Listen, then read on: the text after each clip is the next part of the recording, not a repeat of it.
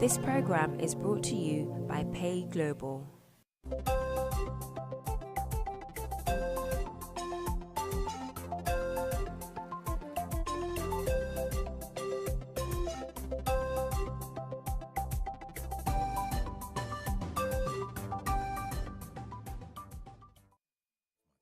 We at GN Life are positioned to deliver you. With our unique insurance plans, we not only ensure the security of your child's educational future, but also provide immediate cash payout to cover funeral expenses of your loved ones. Call us now on 0303 963 26.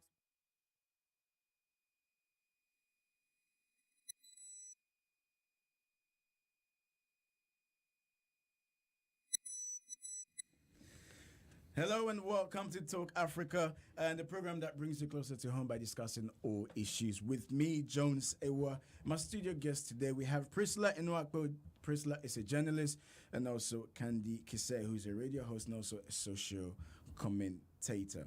Just to remind you, you can listen to us live on GN Radio. Also, you can go onto our Facebook page, GNTV UK, on our Facebook, and you can watch the live stream.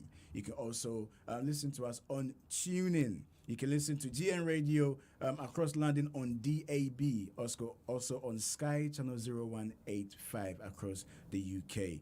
Eurobed and Astro TV across Europe, and as I said, on TuneIn as well. Today, we'll be looking at a report that has come out saying that there's a surge in violent crime involving knives and guns. Okay, there's a 13% rise in the number of crimes logged by the police in England and Wales during the past year. So we're asking a simple question today. Us tackling knives and gun crimes, are we losing the battle? When we get to that, be sure to call in to send your messages and to share your thoughts. But before that, as we do every morning, we will start with the newspaper review, news that making the headlines here in the UK. And then we will move on onto the news making the headlines across the continent. Good morning to my guests, Priscilla and Candy. Good morning to the both of you. Good morning. Good morning, Jones.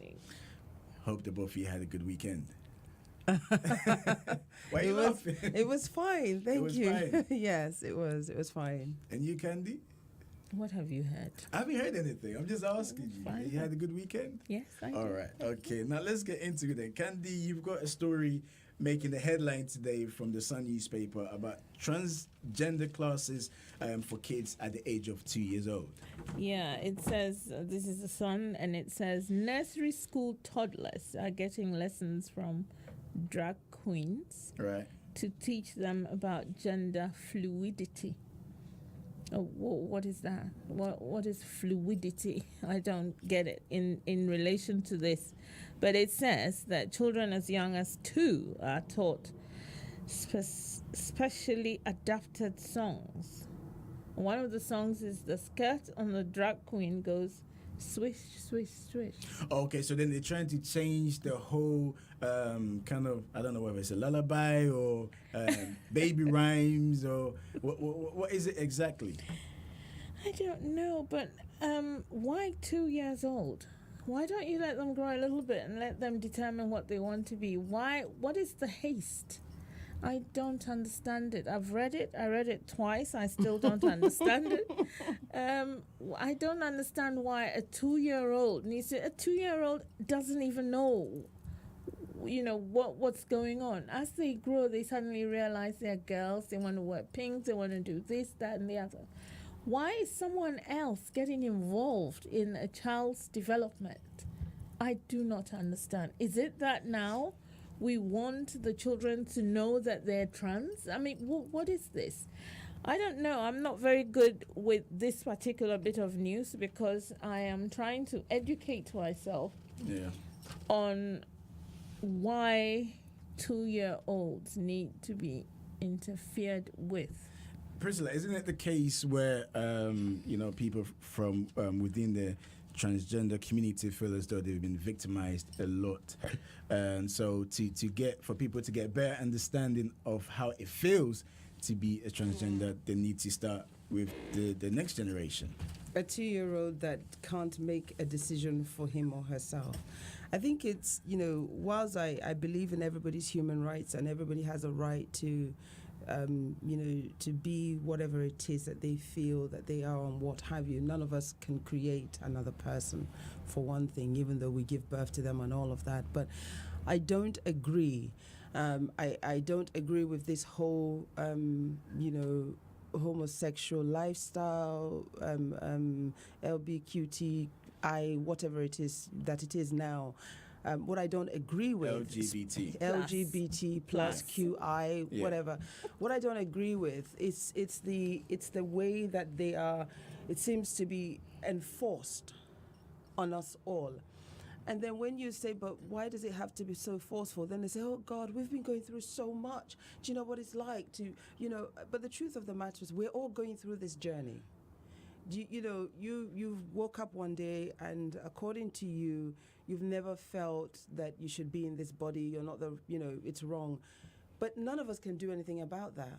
We also have, those of us who are not transgender or not gay, also have to live with the fact that suddenly you say you're not this person that we have known you to be. It's also a journey for us. It's also a challenge for us. It's also a problem for us. So you're not going through this by yourself. But what if, people from the LGBT community are thinking that they've been marginalized for a long time, and the only way for people to accept who it is that they are, maybe it's the right channel. You can't ram it down people's throats because then people get angry.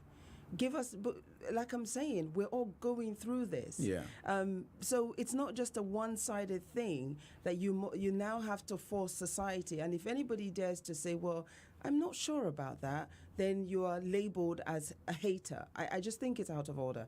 And I think it's out of order for a 2-year-old to now be taught that, look, you have to be gender fluid. It's just so wrong when none of us can determine how a human being is born. None of us can determine if you're born a male or if you're born female, including the person that has decided that they're no longer the way they were born. I accept that there are challenges in this area. You feel that you're more of a man than a woman. I accept that.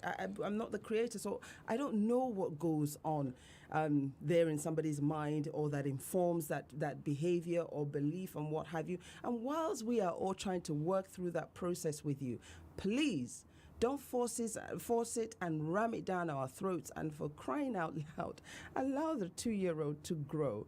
Let the 2-year-old get to an age where they can make choices for themselves, informed choices, and they can learn about that at a later age. But to start at 2 years, I just think it's not fair. And if that transgender class was being taken in the school where my 2-year-old was at, I would withdraw the child. Well, I'm coming to that, especially within the African setting. It's very difficult culturally. When religion comes involved, traditional comes in. Within the African setting, it's difficult. If your 2-year-old was to come to you and said, "This is what they're being taught," what would you do? You see, it looks like because a lot of extra things are being taught in the schools, you have to be vigilant and watching along the way, determining, having I don't know how to express it, but you're going alongside and you're confusing the child even more by insisting that this is not the way and that you're a boy or you're a girl, or and yet they go into the classroom and they're being taught this, and they're being told that the teddy bear is not a boy, it's a girl, and etc. etc. How do we deal with this? We need to. This actually has been trialed in Bristol. A guy from Bristol University, a 26-year-old, has decided that this is what's and then he's gonna try and bring it into London and try 33 centers where they've already marked to trial this thing. And I don't understand it. Why a 2-year-old? The child is too young for this, and I feel that this is playing with the child's mind. Is a it not? little bit. They know children have this innocence about them, and if you want a child to understand, because let's face it, it is the future. What is the children- future? Well, children are the our children future. are our future. Oh, and yeah, I know the children are our future. Yeah, I thought you meant the... well, The to lifestyle, the as it lifestyle to were. a certain extent, as it were, it is. Well, I understand that. I don't think we can ever completely eradicate the fact. Like I said earlier, we can't determine how how a do we person is come born. to grips with it within I the think- African setting? I think we come to grips with it with a degree of respect. We have to learn to respect each other. That is to say, yes, I am not a homosexual. I am not gender fluid. And no, I should be allowed to say I don't want to be a part of this, and it's okay. And not be called, not to be labeled old-fashioned or bigot. Not to be labeled any kind of label. Yeah. Because there will never be 100% agreement of anything in this life. You know, there are always people that agree and disagree. But we have to respect that, I think. I think that's the only way we'll be able to move forward. Okay. You know. All right, let me take one text message. This is from Joyce. Joyce is saying homosexuality is a choice. It shouldn't be enforced on us. Okay, keep your thoughts and comments coming in. Priscilla, you've got a story with Michael Gove. Yes, I mean, my goodness, Michael Gove and Boris Johnson, a partnership that we all saw during the 2016 Brexit campaign. Yes. And there seemed to have been a fallout at the end of that campaign, and after the result and all of that, there was this huge fallout. But it will appear that they're back together again, seemingly. According to the Times this morning, there's a headline. It says, Gove creates new doubts over mother jailed in Iran. Yeah. You remember we discussed the story last week of the mother we did, yeah. and the foreign secretary making a statement that will effectively, if taken on board by the Iranians, will cause the mother to remain in prison for longer. And just a little part of this, of that article here says the British Michael Gove broke ranks with the government when he appeared to show a lack of conviction in Nazanin Zaghari Ratcliffe's account, saying that he did not know why she had to be in the country. I don't know. One of the things I want to stress is that there is no reason why Nazanin Zaghari Ratcliffe should be in prison in Iran so far as any of us know. I watched the interview, and this was on Anjumar's show, and Anjumar pushed him, I think, whether Boris Johnson should resign, and he was very reluctant to blame Boris Johnson for what he said, rather putting the blame on the Iranians. Well, you can try not to blame Boris for what he said, but you can't take away the fact that he has said it or the likely impact of what he has said, I think. So, you know, obviously, with what is going on within the Conservative government at the moment, the continued power tussle that hasn't stopped, they do need each other right now to forge a way forward. As to whether or not Britain's going to believe them, that's another story. Let me prompt you quickly onto, again, Boris Johnson and Michael Gove when it comes to Brexit. Are they forming an alliance? Yeah, it goes further to say Johnson and Gove join forces again in push for hard Brexit. I mean, it's been proven that a lot of the campaign, I was about to say rhetoric. Well, it was a rhetoric, wasn't it? Sorry. All of their reasons for why, most of their reasons for why we should leave Brexit, the whole £350, 350 million a week that would go to the NHS and all of that. You know, it's been proven that most of those things were not true. And, you know, pushing for a hard Brexit, I think people need to take time out to understand the impact of that. Michael Gove and Boris Johnson, if they push for a hard Brexit, for the next 10 years, their lifestyle will never change because they have enough money to live comfortably for a long time. But it's always those at the end of the food chain, the families. These are the people that are going to vote for things. So they should really take time out to consider how it will affect them. If people should buy into whatever these two men are saying again, I think that would be it's their choice, isn't it, to do that? But funny enough, after the after the referendum, when the results came out, the both of them during the press conference, it was quite comical. it was extremely comical. All right, They were a bit stuck for words. Yes. It was like, oh, well, tell us, and they're like, well, we're gonna take a quick break. This is Talk Africa with me, Jones Ewa. We're taking a quick break. When we come back, we'll turn our attentions across the continent and bring you stories making the headlines. We'll be right back.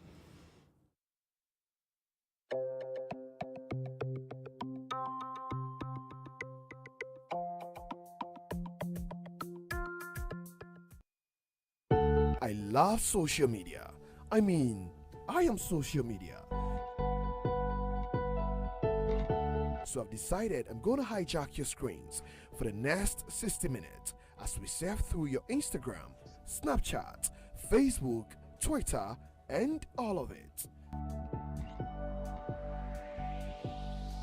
The key is to listen, engage, and build relationships. Social media is not just any media. It means fun and connecting to your favorite personalities online from any part of the globe. And when I say fun, I mean real fun. FNN Social. You might ask an artist to explain his art, or ask a poet to explain his poem, but it defeats the purpose. The meaning is only clear through the search.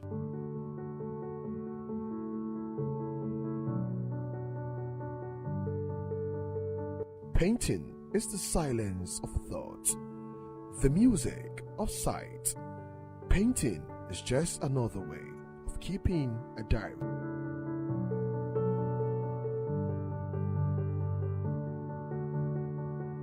If we could say it in words, there'll be no reason to paint.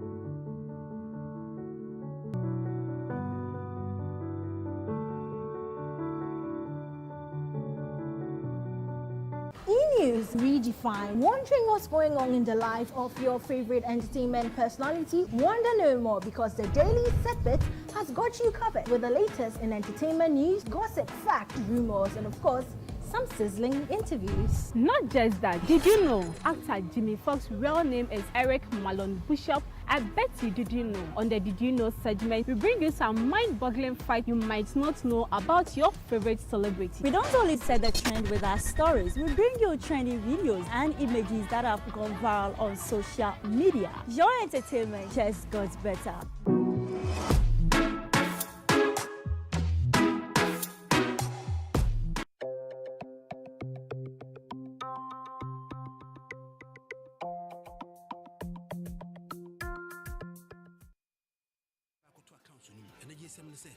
Hello and welcome back to Talk Africa with me, Jones Ewa. You can listen to Talk Africa on GN Radio DAB across London, Sky Channel 0185 across UK, Eurobed and Astra TV across Europe, and also on TuneIn. You can listen to us live on GN Radio. We're also streaming live on Facebook, so you can go onto our Facebook page, GNTV UK, and you can watch us. You can also send your comments on there. As and when we open the phone lines, if you want to call in, the number to do so is 0203 735 8820 or 0203 286 0185. Coming up very soon, we'll be discussing our main topic of the day, which is the fight against knife and gun crimes here in the UK. Why are we failing? When we get to that topic, be sure to call in. But right now, let's turn our attentions onto the continent, stories that are making the headlines across the continent. And Candy, there's a story about a young lady from the UK who has been arrested for taking banned substances to Egypt. Yes, and she has a boyfriend who lives there, so she goes there every year. Her family say she loves going to Egypt because of the love interest, etc. Yeah. She then took some tramadol, which is allegedly a banned substance in Egypt. But tramadol is a painkiller. It's a painkiller that you get on prescription here. Only prescriptions only in the UK. Yeah. Okay. So she took, she had quite a lot, 300 or so. 300 tramadol tablets. Yeah. She took, yeah. And it's banned, so she's in prison at the moment, and she's going to be going to court, and she's going to face a criminal trial. And the sentence is either a lengthy prison sentence or a death penalty. Yes. Now that is a little bit harsh. However, if you constantly go to Egypt, you should know some of the laws. And why 300? But I think if that is the case, you know, what is the boyfriend saying? Because in all of this, we haven't heard anything about the boyfriend. All we hear is the parents, the father is distraught, the mother is crying, and the woman is in prison. Priscilla, the local police are saying ignorance of the law is no excuse. Just like it is here.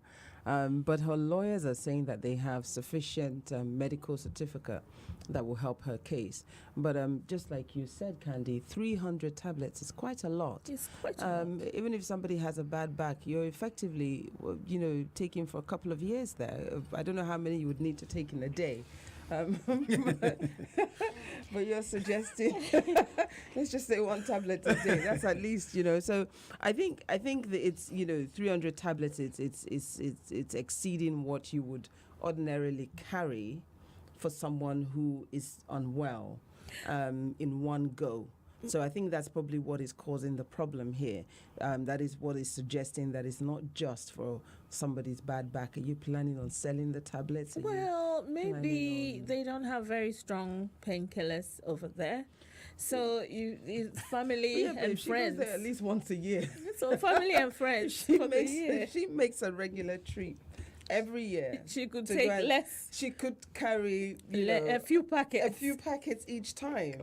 But to carry so much in one go, I think it does beg questions and the right kind of answers. There are big questions there, because how did she get that amount if it's a prescription drug here? This is it. Yeah. No doctor will prescribe you 300 tablets. She's saying a work colleague, a friend gave it to her, and she didn't even look at it. She just put it in her bag. What?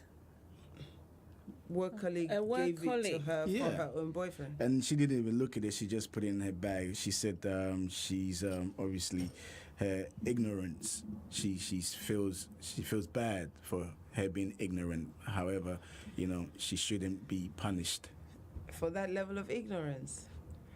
I mean, well, it happens. I mean, if you're going on holidays and you're not aware of what the laws are. No, it's not about the law. Hold on. Sometimes we do get a bit, when you're packing to go on holidays, you take certain stuff. But what I must say is that if you're going away and somebody gives you something that's a packet that's prescribed, surely you must open it to have a look. I think in this day and age, I don't know anybody that you want to give something to that doesn't ask you questions before taking it. Once upon a time, except her. But once upon a time, we would just carry things for each other without thinking twice. But nowadays, everybody asks questions. And what is in there? Open it. Let me see it. And especially when it comes to medication as well. Tramadol has heroin in it. It's got, and it's used as a heroin substitute. Okay. So it is a drug. Yeah. Now, if you are just a normal person who takes tramadol for a mild pain, it numbs your lips. It can affect you terribly. So Egypt has its laws, and this is one of the drugs that they do not accept. Because apparently a lot of them are addicted to similar things. Okay. Yeah. All right. Yeah. Well, we'll definitely keep our eyes peeled on that I hope topic. she's released and she learns a lesson. But hopefully Boris Johnson could intervene. Oh my God! I don't think so. Jones. No? Okay. All right. Let's move on. New dawn for Somaliland. New dawn for Somaliland. Indeed, Somaliland are going to be having an election in this November, isn't it? Yeah. What, tomorrow or so? Or is it- 13th, which is today. Today, actually. So they, that there's been a lot of things going on in that area. Yeah. But yes, Somaliland are looking forward to having an election. They came away from they came away from the northern region. Yeah. And they've not had real democratic practices, as it were, stability for a long time. And so, they're looking forward to today having an election, and we all hope that it goes well and it's not the kind of election that's going to attract violence and one that we're not going to be able to speak positively about. So let's see. Although there are cries of the usual cries of of criticisms of the change of leadership is divisive. It's going to there are issues here and there. The usual, I think, personal interest, being the issue in question. But let's see what happens. Okay. Well, I'll come back to you shortly. This is on the subject of Egypt. Joyce has sent another message. Joyce is saying Egypt is out of our jurisdiction and they have their laws. The UK has no right to intervene. Interesting. Very interesting. Keep your thoughts and comments coming in. If everyone holding a British passport is under the impression that something happened to you in a different country, your country is going to try and save you. And if she feels that she didn't know about it, then somebody should help her. Same way with the Nazanin lady, same way that the government should have helped her. But they're two different things, though. Yeah, but they're both holding a British passport. I like that. Okay, let's move on, Priscilla. South Sudan has been reported that the government is using food as a weapon of war to target civilians. Oh, South Sudan. I just don't know when Africa is going to come out of this. The problems of South Sudan, we all know the war that took place, and, then the country again divided into two. And you would have thought after the whole division thing that the country will settle down, and there will be some kind of civility, governance and growth or development. But unfortunately, even after the whole split, North and South Sudan, as it were, where the country is still facing civil unrest with various little groups that are fighting amongst themselves. And we're now at the point where they're struggling with food, they're struggling with so many things. And it is said that the government is using, food as a weapon of war because of the rationing and who they're giving food to and who they're not giving. Again, tribal things come, tribal practices. You're not a part of us. If you utter a dissenting view on something, then you must be a part of the opposition. So we can't give you. But they're saying that it's poor infrastructure that is making the food not get there. So the roads are bad. They keep falling into gorges and all sorts of things, and that's why. Whose responsibility is it to fix the roads? Finally, let's look at this. Zimbabwe. Zimbabwe. This Grace Mugabe story has been running for quite a while now, of her interest wanting to be the next president of Zimbabwe, as it were. And initially, it seemed like a joke. But now it appears that it is drawing closer and closer. The former vice president has been dismissed, or no longer the vice president. And so she's now working to assume that position as the next vice president, whilst her husband maintains the position of president. Mm-hmm. I don't know. On one hand, you think as a woman, perhaps this will, at some point, this will be good for Zimbabwe. But then you cannot ignore the fact that she's still married to President Mugabe. When is President Mugabe going to leave this stage of presidency? and you have to consider the impact on the Zimbabwean people. Yeah. Is it right for her? Is she the right person? Will she be able to bring the right kind of change?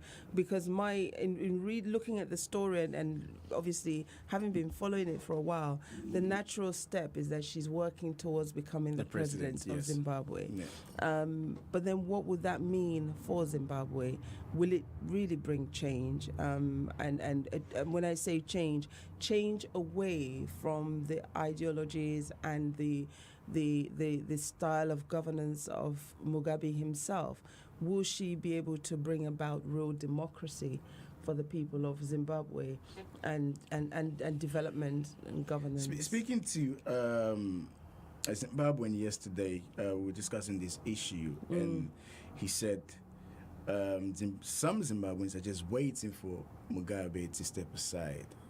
Post Mugabe, if they're not careful, what's going to happen in Zimbabwe will be beyond anybody's imagination. Do you perceive that happening? Well, naturally, because, Mugabe has held this position for such a long time. If we rewind back to when this whole issue started, the whole issue of the land, because what had happened was there was an agreement between Zimbabwe and the British government that the white Zimbabweans who own the farms and all of that, the agreement was that they will give up the farms to Zimbabweans and give them back their lands, as it were, right?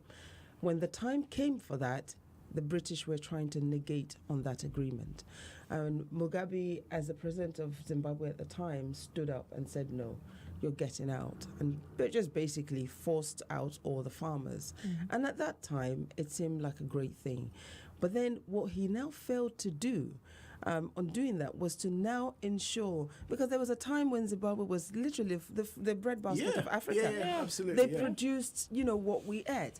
But, his fellow Zimbabweans were not trained or prepared to take over these farms and continue these businesses when the time came. And that became a problem. I recall back then, I used to have a lot of clients that were from Zimbabwe, and their stories of their experiences working on farms, being beaten because they were not from the right tribe. That was the other thing as well, which was a huge problem. So since then, governance has been an issue in Zimbabwe. Yes, they've suffered a lot of sanctions and, there was attempts to cut them off from the world, for want of a better word. But in all of that, the country seems to have just deteriorated in governance and in being able to move forward. Yes, they've had their challenges in trying to relate with the world. So you can see it happening because to an extent, people have been marginalized, people have been disenfranchised, people have not been permitted to participate in governance. And things have not, for some Zimbabweans, they feel that there hasn't been a lot of developments, there hasn't been a lot of things to take the country forward. So that would seem like the natural order of things that post Mugabe, because he's been very, very heavy-handed in the way he has governed Zimbabwe. So post Mugabe, we are likely to see if care is not taken. Okay.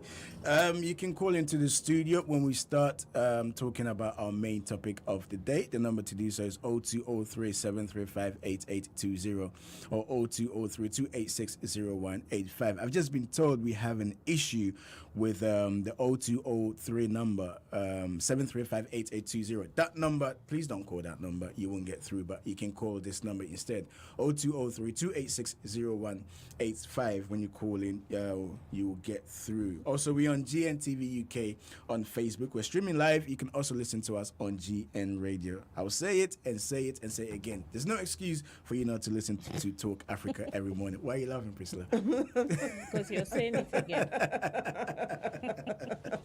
Okay.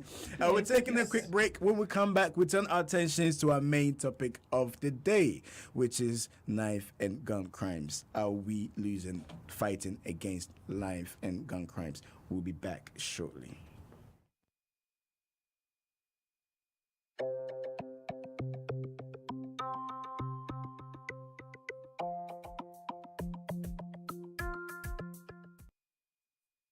I love social media.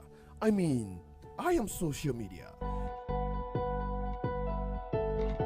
So I've decided I'm going to hijack your screens for the next 60 minutes as we surf through your Instagram, Snapchat, Facebook, Twitter, and all of it. The key is to listen, engage, and build relationships. Social media is not just any media. It means fun and connecting to your favorite personalities online from any part of the globe. And when I say fun, I mean real fun. FNN Social. Majority of you only pay attention to us after years of unremitting persistence and rejections, whilst we challenge the way it has always been done. We have made courageous decisions many of you wouldn't dare dream, forgetting you can live it when you dream it. Wake up with an idea. Research the egg out of the idea. Write a massive business plan. Raise money and create business. Wave goodbye to friends and families as your life is now your business. Stick with it, even on the bad days.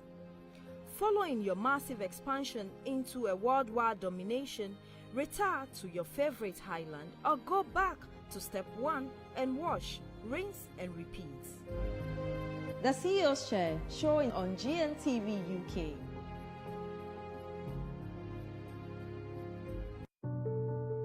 You might ask an artist to explain his art, or ask a poet to explain his poem, but it defeats the purpose. The meaning is only clear through the search.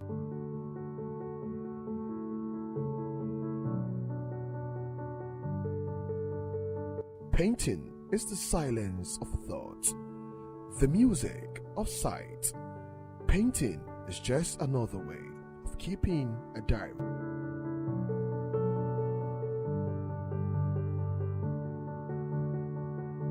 If you could say it in words, there'll be no reason to paint.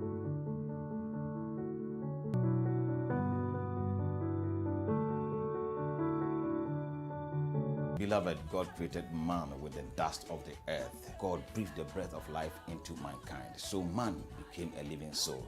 It is therefore empirical to know and to understand that the earthly cannot survive without the heavenly. Faith today is designed to bring men and women of God from across the world to discuss developmental issues and current affairs backed by the scriptures and the gospels. This will enable us to have a better Ghana and a better world to live in. My name is Apostle Owahin Omaria Champon. I'm going to be your regular host. Remember, the light of God will shine. Don't miss it.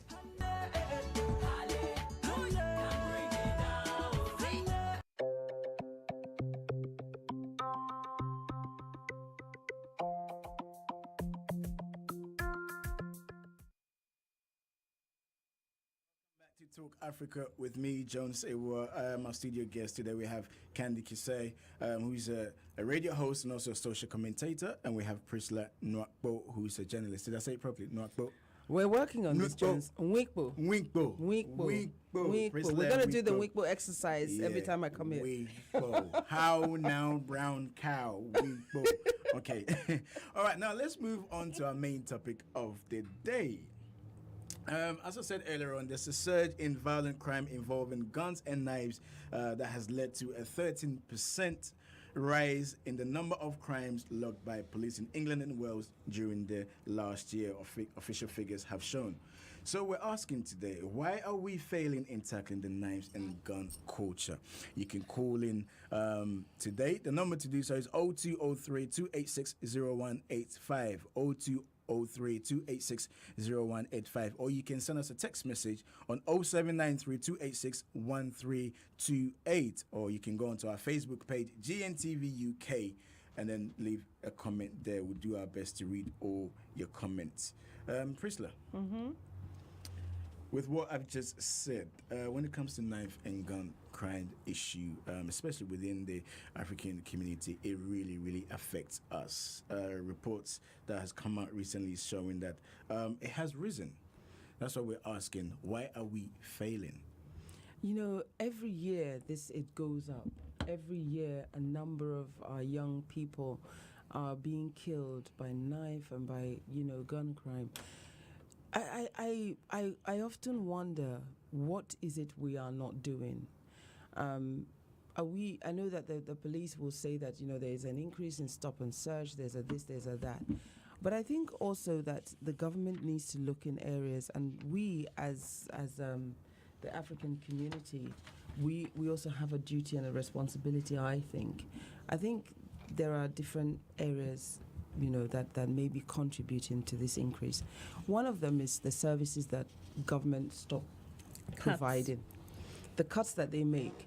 The biggest, what we don't realize as, coming from within this community that we come from, because of our lack of involvement at the forefront of things, being involved when things are happening and having that resounding voice. I have to use that word because, our voice is not loud enough. We tend to be the immediate or the quickest or the easiest victims of cuts. Mm-hmm. So cuts are applied to things within our communities a lot quicker than it will in other communities, for instance. And that affects our young people because we're not there. I also think that there may be a degree of emotional intelligence that needs to be applied in the way we deal with these young people, or in the way we deal with, what is happening around them. Because I think that without the emotional intelligence, it may be difficult to really get to the root of what the issue is, what is causing them to get involved in these gang culture and the violence and all of that. And I think the other aspect we need to look at is ourselves. Our families, our communities. What are we doing? Number one, to help these young people. What provisions do we have for them? What safety, what protection do we have for them? Because a lot of the times when you speak to them within these gangs, they would tell you that they feel that they're protected, they feel that they're loved, or they feel they're within some kind of brotherhood or what have you. What are we doing within our community to provide that instead of them ending up with the gangs? So I think there are a lot different levels of solutions that perhaps we're not doing enough in those areas I've mentioned. You did mention cuts, and I have here with me years of budget cuts partially to be blamed, says police force, as recorded crime increased in virtually every category in 2016 and 2017. Before I come to you, Candy, we have a report here by Divine Kofi, who is an ex-gang member.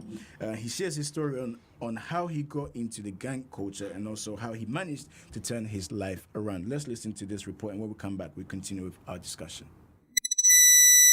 My name is Divine Kofi Kote Ampafo, and I'm from the borough of Wolfram Forest. Before I was the person that I am today, there was a time that I was involved with what you may know as gang culture or gang life, or something of that respect. What drove me to that kind of place was, I don't think it was a specific thing. I don't think I woke up one day saying, I want to be part of a gang, I went to school in a place called Walthamstow, and the school was, God bless the school, they did their best, but we were quite deprived in many ways. And due to that, I found myself surrounded by many people who shared the same type of story I shared, which was a lot of lack of resources and being in a place where we felt quite deprived. Now, I came from a household of 4, and then within that household, my mum struggled to get by. My dad was there at the beginning, but at some point he wasn't around and things got really tough. So me and my brother, our aim was trying to find a cause and a cure to the issues that we were faced with. And due to that, we found ourselves now involved with a lot of things that we may not necessarily have intended to be involved in, Obviously, one of the main ones was the drug trade, and obviously I felt like there are 2 types of people within that industry. There's those that pretend to have some part, and there are those that are right in the middle of it. And I was one of those that if I was going to do something, I was going to do it properly, and I wasn't going to be I didn't do things half-heartedly. And obviously that brought its own responsibilities or its own consequences. There was times where we had to carry knives and guns to protect ourselves, like as you may see on the streets of today. But you got to understand, it's just like, I mean, if you look at, for example, society, or you look at anything of high value, you would find that there's going to be some level of security. You know, if you think of England, for example, we have an army. An army is there to protect the country and also any wealth or interest within our country. And it's similar to what happens on the streets. Most of these young people are carrying guns and knives because they believe that they have to protect what they've built. Do you know what I mean? But the only difference is that you got to understand that we're living in a society where social media plays a major role. You know, we live in a cultural society that everything that happens within the fashion or the trend has a knock-on effect. You know, for example, when I was growing up, we knew gang life to be someone who could fight well. If you messed about, he would punch you, like he could beat you up, and that was that. And then when our era came up, we were more like, well, if you can fight, I can just get a knife or a gun and shoot you. And so we grew up of that generation where it was now instilling fear into people through what you could do with weapons. So as I said before, I had a loving mum. You know, I couldn't ask for a better mother than the one I had. And the problem was that my mum was going through so much struggle to look after 4 kids with a lot of debt and things on her mind that she didn't have the privilege, you know, to be able to be monitoring me in the way she wanted to. And obviously, there were times when things got heated and maybe I came home and police came to the door, or you had essential. It was a time when I found myself and I got shot and she saw a lot of blood and stuff like that. But I mean, other than that, just like a lot of mothers, there's quite oblivious to a certain degree, and that's something that I want to touch up on as well, and especially within the African community, this disconnection between children and parents. When you're living in the UK or in a Western society, you got to understand that the times are different. Things are like the environment you're living in, the mindset, everything, the culture is different from what you're used to back home. And you've got a lot of parents that are trying to use back home sort of parenting in a society that's not really allowing them to be able to gain the full force or for it to be effective enough to, you know, parent these kids. So what you have is a dysfunctional situation. That's the main reason where parents may have felt like they're finding a disconnection with their children, is because the method they're using to parent these children are no longer working in the society that we're living in. For me, what was the turning point? The turning point for me was the aspirations or ambition to want more out of life, which drove me to a place to understand that the circumstance that I'm living in, there was more for me out there in the world. And that made me see things in a different light. And obviously I went through things like I was shot, I was involved in a lot of heavy crime, a lot of people around me went to prison, and I realized that this seems like there is no positive ending to it. And I was someone that wanted more out of life, and because of that, it drove me to the place where I am now.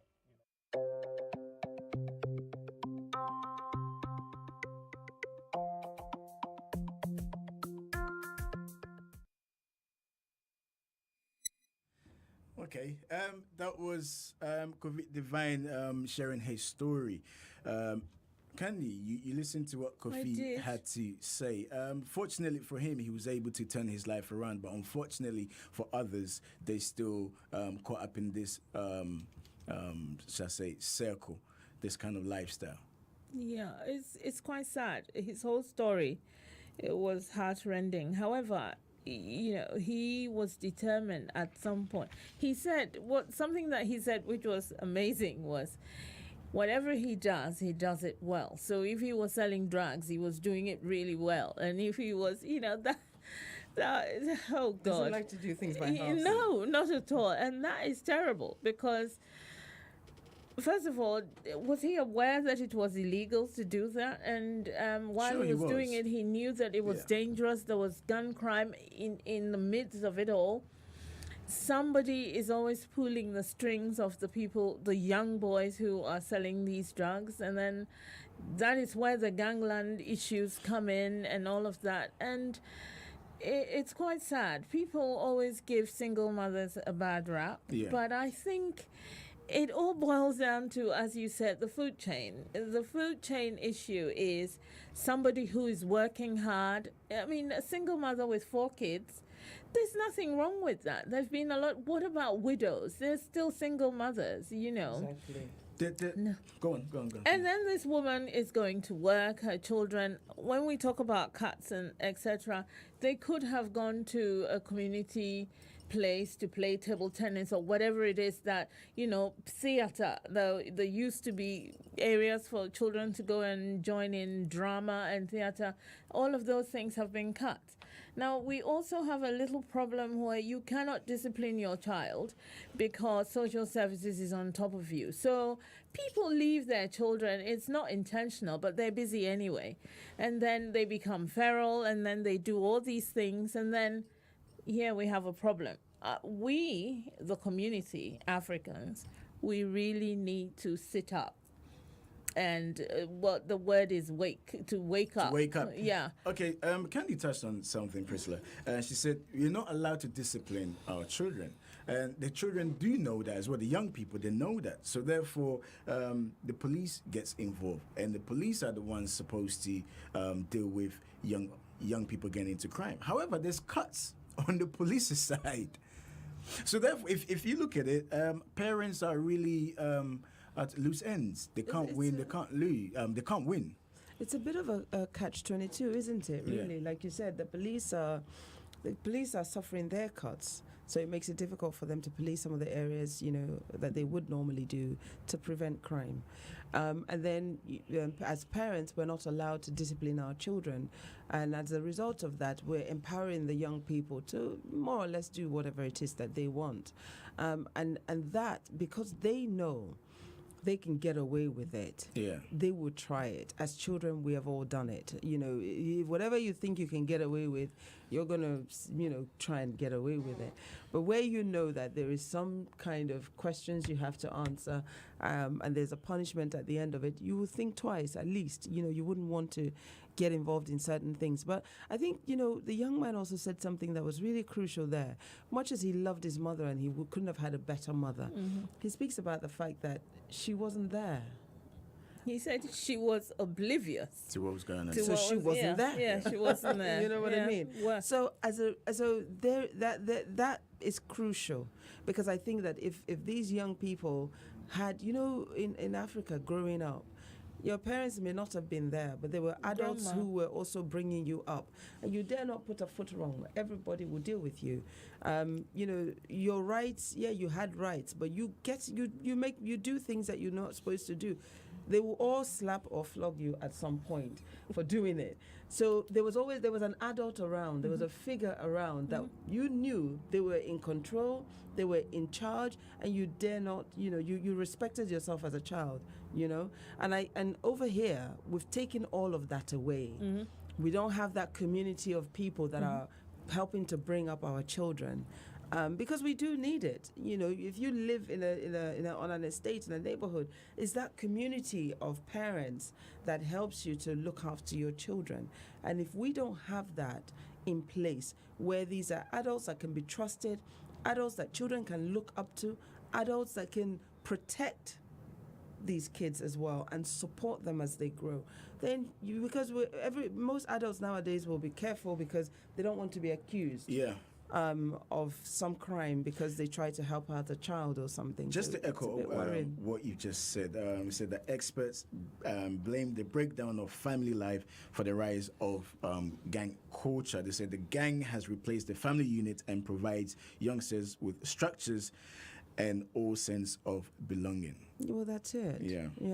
Okay. You can call in onto our main discussion. The number is 0203 286 0185. If you want to send a text message, it's 0793 286 1328. Quickly, Kiki, you wanted to say something before we move on? I did. And there's also the issue where the police don't help. Of course, there's the cuts and everything else, but I don't think people look at the issues carefully enough. And I feel that social interventions? No. The social workers empower the children more than they empower the parents. They empower the children. They tell them what their rights are.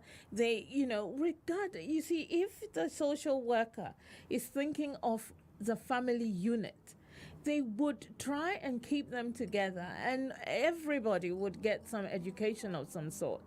But they empower the children and may even take them away from their parents and then take them somewhere else where they feel they know their rights. And these kids are growing feral. We need to put them together.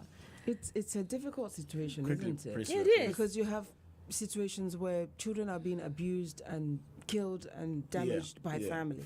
So social welfare feels, we need to protect them. And then by still trying to protect them, you're now destroying the family. So the balance they need to find a balance. Okay, need to find a balance. We said thank you to Candy for this part of the show. Coming up next, we'll carry on with the main conversation. We'll have a social worker here with us on the show. Make sure you keep your thoughts and comments coming in. You can go to our Facebook page or call us or send us a text message. We'll be right back.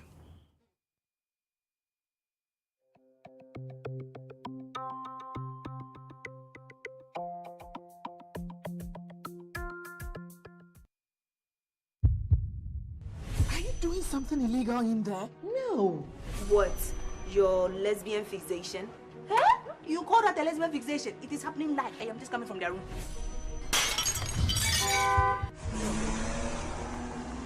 Rama, this cannot continue. We cannot continue hiding our true feelings. Hey, why are you locking the door? He who carries the load knows his weight. So what do we do now? We bang on the door till she opens it. What the hell is going on? We just came out of that room and what we saw there didn't even come close to two women. Sometimes the trap doesn't catch the prey you set it for. Why Solombi? These girls are becoming troublesome. Are we supposed to tell our clients to wait so we go buy shampoo? We deliver to our clients irrespective of our challenges. I shall be back. You won't get rid of me so easily. E-News Redefined. Wondering what's going on in the life of your favorite entertainment personality? Wonder no more because the Daily Set has got you covered with the latest in entertainment news, gossip, facts, rumors, and of course, some sizzling interviews. Not just that, did you know actor Jimmy Fox's real name is Eric Malon Bishop? I bet you didn't know. On the Did You Know segment, we bring you some mind-boggling facts you might not know about your favorite celebrity. We don't only set the trend with our stories, we bring you trendy videos and images that have gone viral on social media. Your entertainment just got better. Majority of you only pay attention to us after years of unremittent persistence and rejections, whilst we challenge the way it has always been done. We have made courageous decisions many of you wouldn't dare dream, forgetting you can live it when you dream it. Wake up with an idea. Research the egg out of the idea. Write a massive business plan. Raise money and create business. Wave goodbye to friends and families as your life is now your business. Stick with it, even on the bad days. Following your massive expansion into a worldwide domination, retire to your favorite highland or go back to step one and wash, rinse and repeat. The CEO's Chair, showing on GNTV UK. Beloved, God created man with the dust of the earth. God breathed the breath of life into mankind, so man became a living soul. It is therefore empirical to know and to understand that the earthly cannot survive without the heavenly. Faith today is designed to bring men and women of God from across the world to discuss developmental issues and current affairs backed by the scriptures and the gospels. This will enable us to have a better Ghana and a better world to live in. My name is Apostle Owahin Omaria Champon. I'm going to be your regular host. Remember, the light of God will shine. Don't miss it.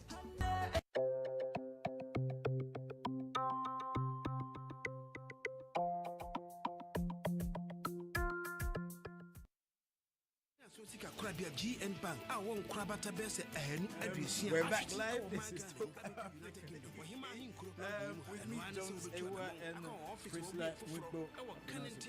Business Center, 10th floor, Prisla 311.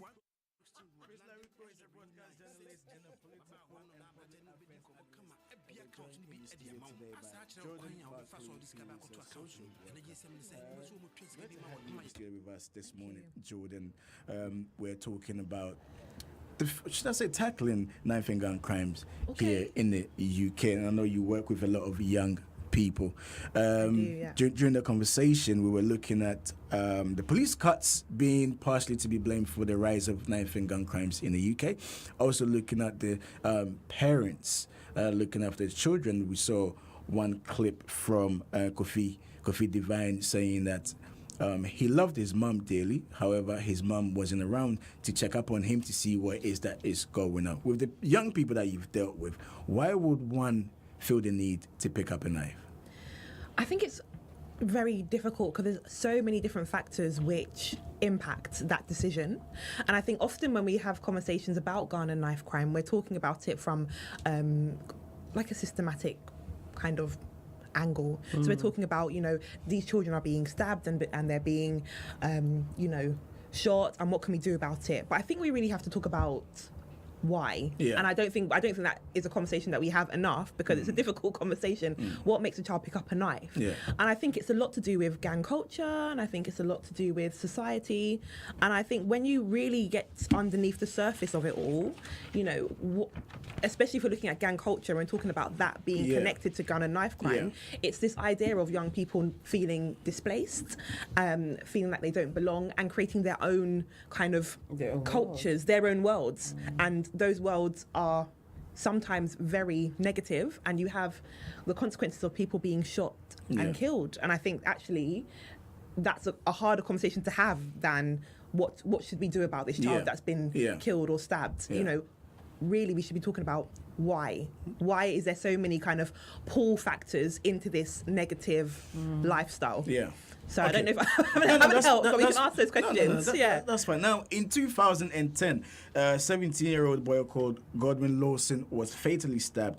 Let's listen as Gordon mother, Yvonne Lawson, describes exactly what took place.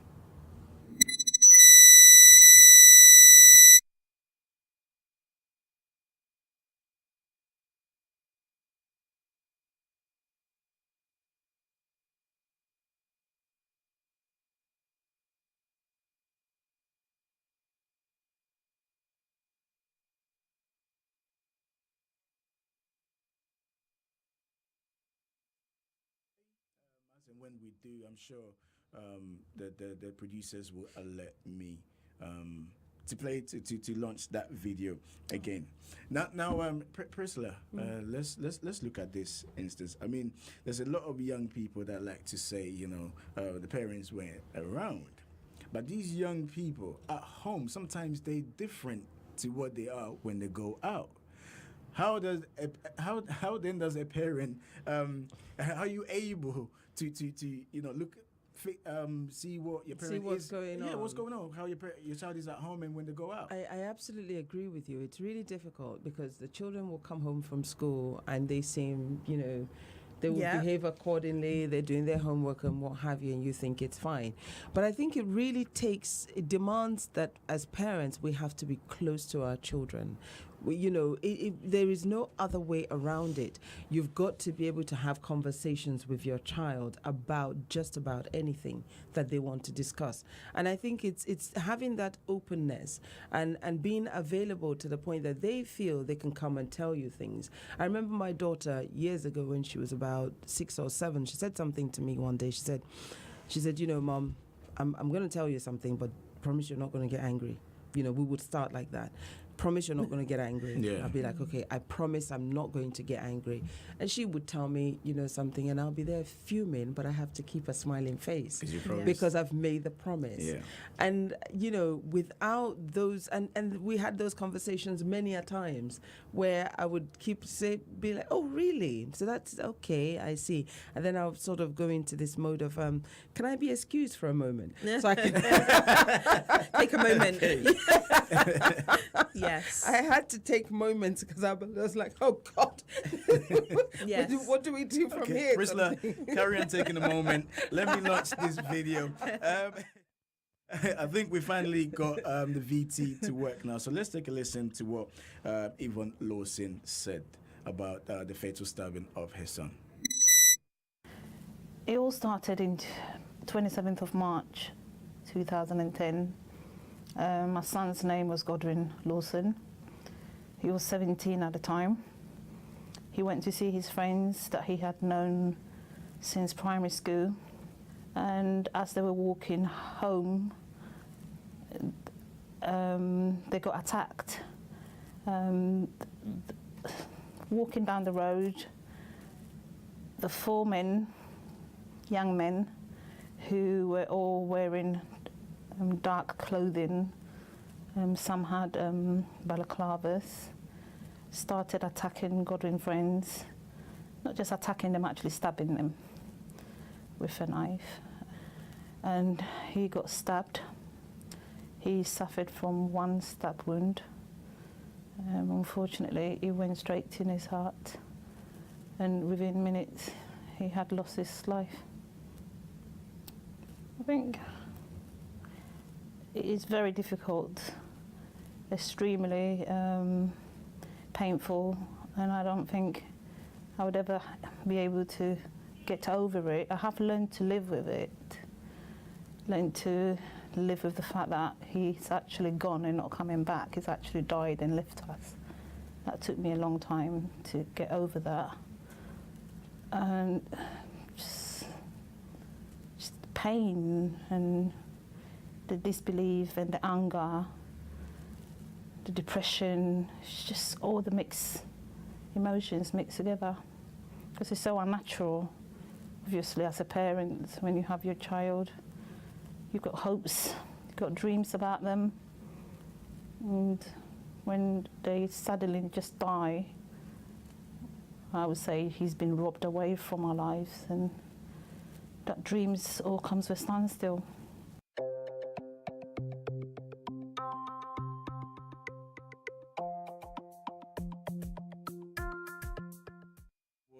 Yvonne Lawson, who lost his son Godwin Lawson.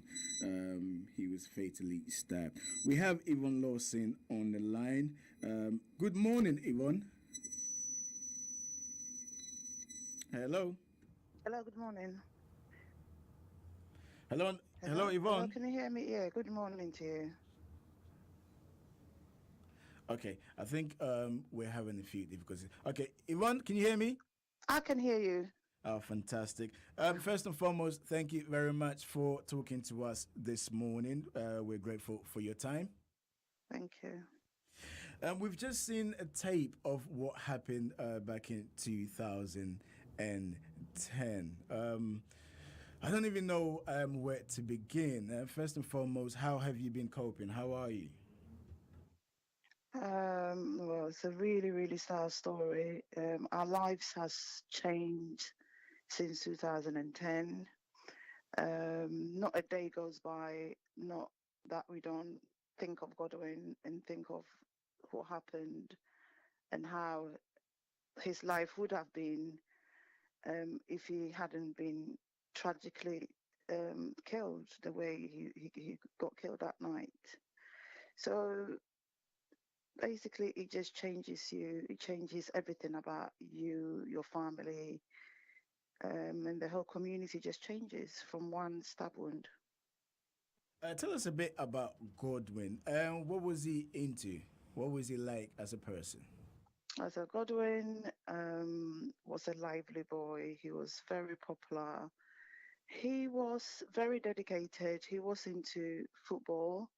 he was very talented with sports. So from primary school, he would be just excellent at all areas of sports. And when he was at secondary school, he decided to concentrate on football. And on the pitch, he just loved playing football and he was excelling. When he was 16, he finished his GCSEs, he did really well. And he was offered a scholarship to attend a football academy, which was in Oxford for 2 years. So he got a scholarship. So that's how good he was. So he moved away from London and he was living in Oxford. Wow. Okay. I did research, and I think we've actually met. I think I came to one of your events. I think this was around the House of Commons a few years ago, and it was fantastic to see the amount of people that came to the event. Also, I know that you've done a lot of campaigning with regards to the laws when it comes to knives and gun crimes. Now we've seen that. The issue about knife and gun crimes, there's been a rise in this whole situation. Why do you think this is happening? Oh, there's so many various reasons why young people are choosing to engage themselves with knife and gun crime. When you speak to young people, the reasons that they give you is quite a lot. So some of them are choosing it for safety. Some of them say they're choosing it for protection. Some of them are choosing it because they've been forced to choose it. There's so many different reasons why young people are deciding to go into that lifestyle. And nevertheless, we know that's not a positive way of for young people to go in. So what we try to encourage young people is there are better options, there are better pathways, and that way certainly taking another life is not the way forward. Sorry to bring back memories, and correct me if I'm wrong. Did you actually come face to face with the boy that fatally stabbed your son, and was he a Ghanaian as well? Yeah, we did get to see him when we went to court, because that's a normal procedure. After the police do their investigation, you will have to go to the Old Bailey, and we did see him face to face in court, and I was saddened to know that. I think that's what really broke my heart when we did get to find out that he was a Ghanaian as well. And it was just sad, just pure sadness. Now, I know that you have a foundation, which is the Godwin Lawson Foundation. Tell us a bit more about the foundation and what it is that you're doing. Yeah, so when your child just gets stolen from you in that way, in that manner, you kind of, as I said before, your whole life changes. So as a mother and Godwin's dad, we started kind of looking into gun and knife crime, because quite often you're so busy with your own lifestyle and everything that's going on that when you hear about knife crime, it sounds so distant, and you look at your family and you don't ever think that it's ever going to come near you. You just, it's so distant from you until it does happen or come near your doorstep. So when it did happen, we started kind of researching into gun and knife crime and what it really isn't gun and knife crime, and what kind of young people get involved in it. Then we realized that gun and knife crime is so common, and it could be young people just even next door to you. This is how close and gun and knife crime is, and everyone could be at risk of being a victim of gun and knife crime. So we decided to do something quite proactive, because when you're left with that, It's either you go downhill and just kind of stuck in bed 24 hours and don't want to go out, or do something positive. So we decided to do something positive and use Godwin's tragedy to try and save lives. So we set up Godwin Lawson Foundation, and the purpose of that was to just educate young people about the better options that they have and how they can steer all the greatness that they have into a very positive way than it going down the drain. So basically, to give young people the options that are available and how they can overcome all the obstacles that they might face daily, and then reach their fullest potential. Because the aim of the charity is just to let young people know that they have got greatness in them, they have got potential in them, and we do realize that they've got hurdles, but the foundation is there to help young people overcome those hurdles. And basically that's how we started, and I started campaigning about knife and gun crime. Fantastic.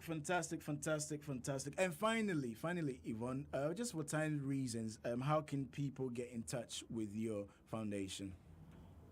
The Godwin Lawson Foundation, we're on the website. So if you go to www.godwinlawsonfoundation.org, our website is there. There's lots of information. If you want to get in touch with us, you can get in touch with us through the website. I'll also leave a telephone number, because I do have lots of mothers sometimes want to find out signs if their young people are engaging in the wrong groups and how they can identify them. Yeah. So we do go around and help mothers. We do go to schools and work with teachers. So if teachers do find that they've got young people that are going wrong at the wrong route, we will go and do interventions with them. We work with the police as well. So with the police, we go into the schools and we talk about gun and knife crime. We work with MPs. So on our website, we've got all that information there. I leave a telephone number, if that's okay. Yeah, that's fine. If somebody don't want to go on the website, they want to talk to me quite urgently. So number is 0785 29 76 261. I repeat that number, 0785 29 76 261. Thank you very much, Yvonne. Thanks for taking time out to talk to us this morning. You did so very, very brilliantly this morning. That was Yvonne Lawson. Yvonne Lawson, I beg your pardon, that we spoke to. Yvonne Lawson lost her son to fatal stabbing. She shared her story with us this morning. If you want to send a message, you can do so. You can go on our Facebook page, GNTV UK, on our Facebook page. You can also call into the studio. We're going to take a quick break. When we come back, we'll continue with our discussion. We'll be right back.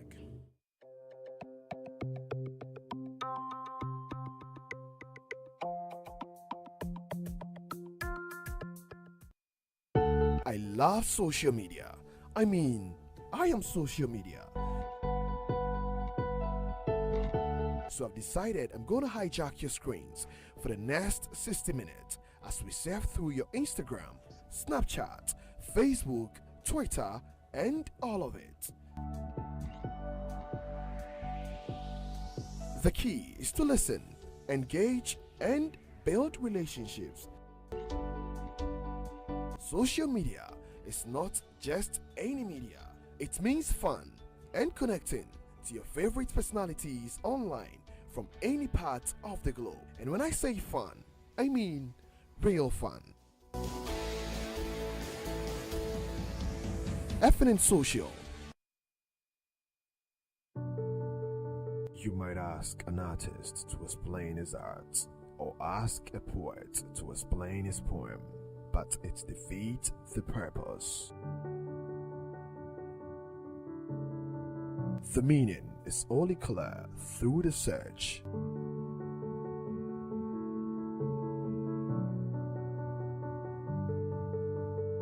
Painting is the silence of thought. The music of sight.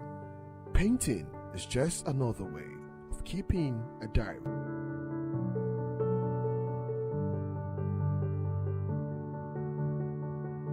If we could say it in words, there'll be no reason to paint.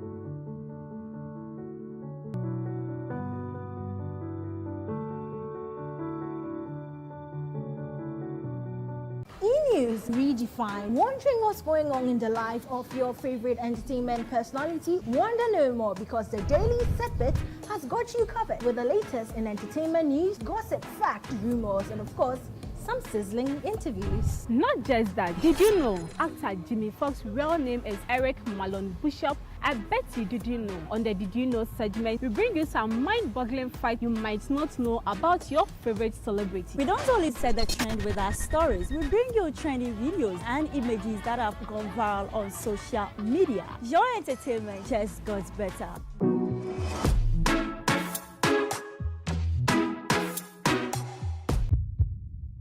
Are you doing something illegal in there? No. What? Your lesbian fixation? Huh? You call that a lesbian fixation? It is happening live. I am just coming from their room.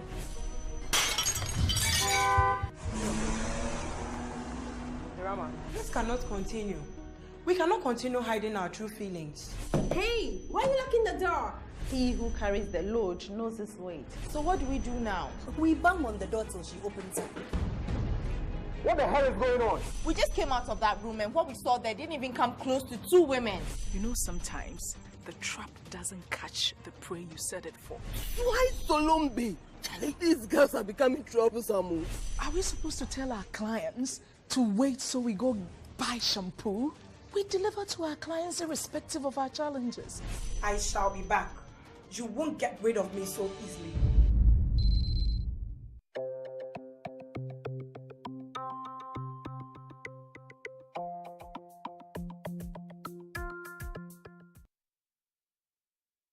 To you. With our unique insurance plans, we not only ensure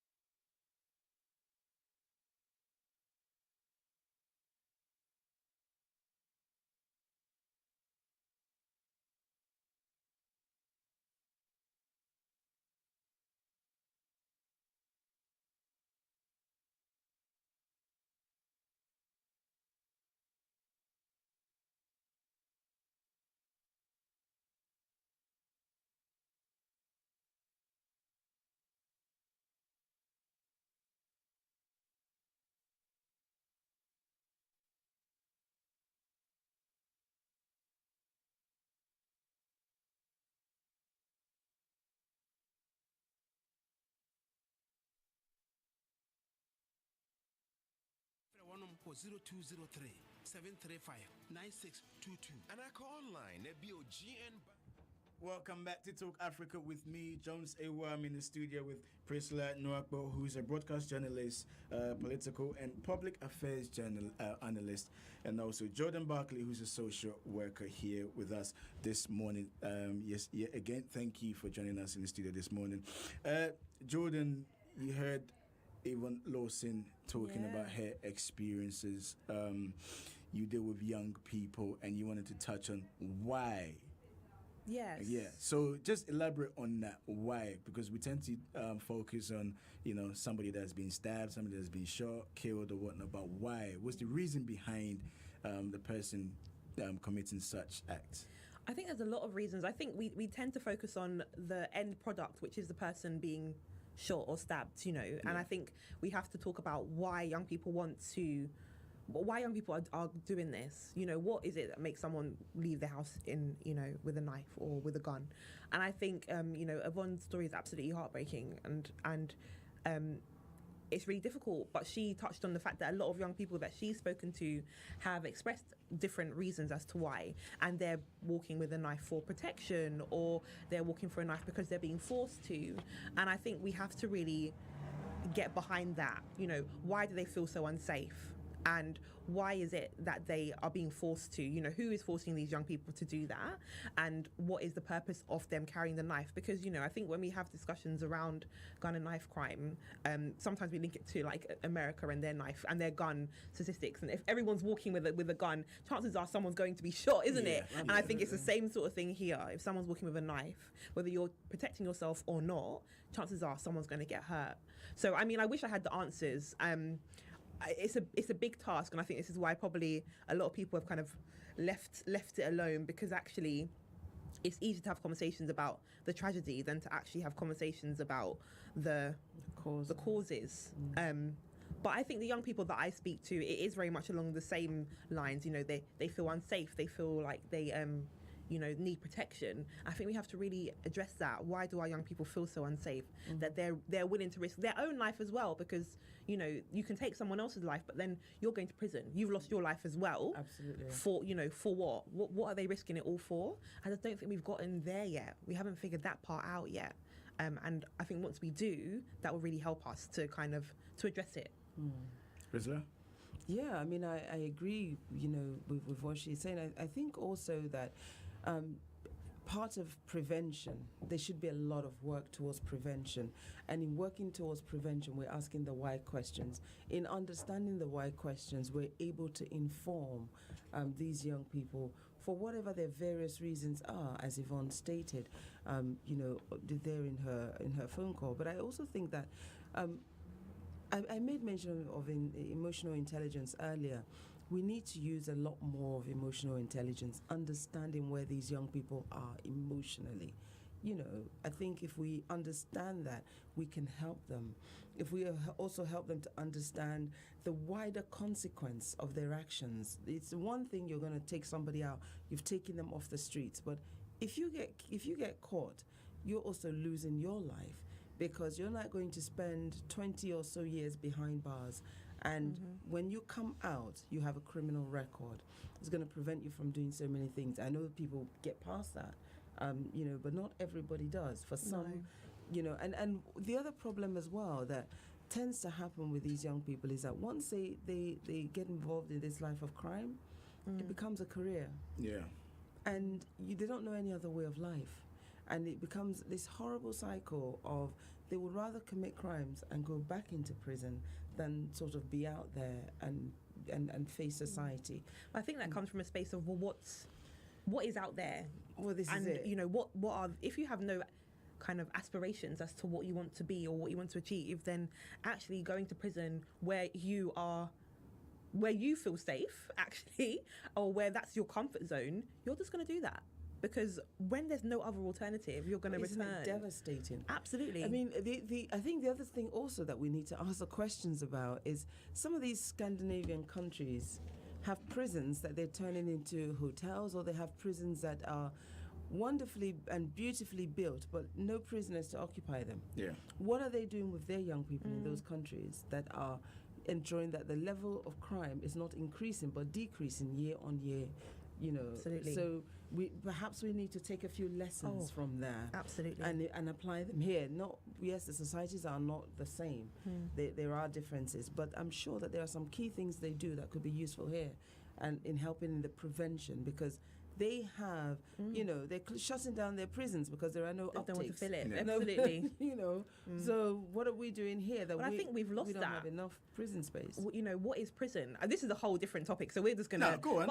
What is prison? Yeah. Isn't prison meant to be rehabilitation? Yes. And we've got such a high rate of reoffending. It's not working. So it's exactly. So then so that's why we need to find out what they're doing. Absolutely. That is preventing occupation of prisons in the first instance. Because, when you see some of the pictures of these great prisons that they have, I've seen some documentaries on some of their prisons, and I'm thinking, well, that looks like a lovely holiday island.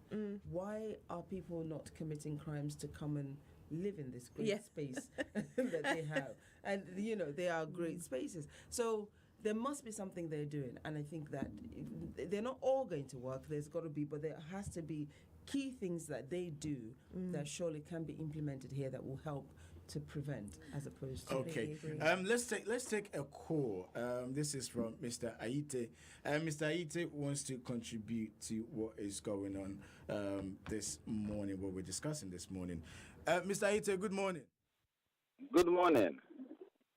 How are you doing, and what would you like to say this morning? I think we've touched on a very, very interesting topic in regards to young people being stabbed, what is prisons, but we also, I mean, this is a massive conversation, but in terms of some of the reasons that we're having these issues is that, first and foremost, parents are not aware of what's happening, you know, and this goes back to a topic we spoke about a while ago about social media. We have young people that are using mobile phones. Parents don't know what they're talking about. Some of our parents, you know, who have come from, for example, Africa, that have come over here, are here with the notion that they're in a better society, so they don't keep tabs on some of the things that the kids are doing. Some of the young people are being bullied and being pressured by older peers because it's a lot easier for the older peers, you know, like the 19-year-olds, 20-year-olds, to use young people to kind of carry drugs. We have a situation here in Lambeth, where you guys are based, where young people from the age of like 13 upwards are taken by adults into places like Norwich, Suffolk, Brighton, and they put them in drug dens. They call it trap houses. And they stay there and they sell drugs from the weekend onwards, and then they'll come back for like 3 days, go home, get changed. So there is a huge underground world of stuff going on. And these young people, I think I heard one of your guests talking about prison. When they go to prison, they have protections in prison because half of these gangs are in prison anyway. So they kind of don't fear prison. So we have a huge issue with trying to address our parents, you know, work with young people, work with the mentality behind why young people get into these sorts of crimes. And because half the time they are so high on drugs, they don't understand what you're saying to them when you're telling them about consequences, going to prison, getting jobs. Remember, people who know things around getting jobs and that kind of stuff are from a line of maybe a family who understand aspiration. Some of these young people don't understand aspiration. So when you're telling them that they can get a job, well, no one in the family probably worked for about 10 years. So they don't have that stable family structure where they understand job responsibility and so on and so forth. And also children are having children. You know, so some of these children that are out now doing these things, they've got young parents who never have good advocates. So there's a array of information, issues, that is happening to our young people, but also African parents. Years ago, African young children were not involved in the criminal justice system as it is now. You know, I give an example of how things change, you know, when I talk about people coming over and thinking that maybe in a better society. If you go to an Africa, for example, you cannot scream and shout at the policeman. You dare not. Yes. You dare not. You know, but over here, you've got young people who some of them have come from Africa, and there's a disregard for authority. And this is like the police, the highest authority, I guess you can imagine.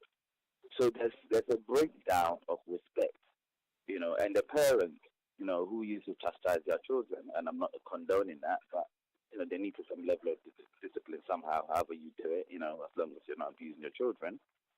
Those parents don't have the authority to do certain things anymore. And of course, in some ways, that's a good thing. But the level of discipline that African parents had back home, and also, you know, the saying that, you know, it takes a village to raise a child, we don't have that in this country. Okay, Mr. Ite, thank you very much. Points well made there by Mr. Ite. Covered a lot of grounds with his submissions there. Let me just be a bit open because I like to be honest. Obviously, grew up here, grew up in one of the most dangerous places within Lambeth. Okay, and there's 5 of us, my brothers and my sisters, and I'm the last born.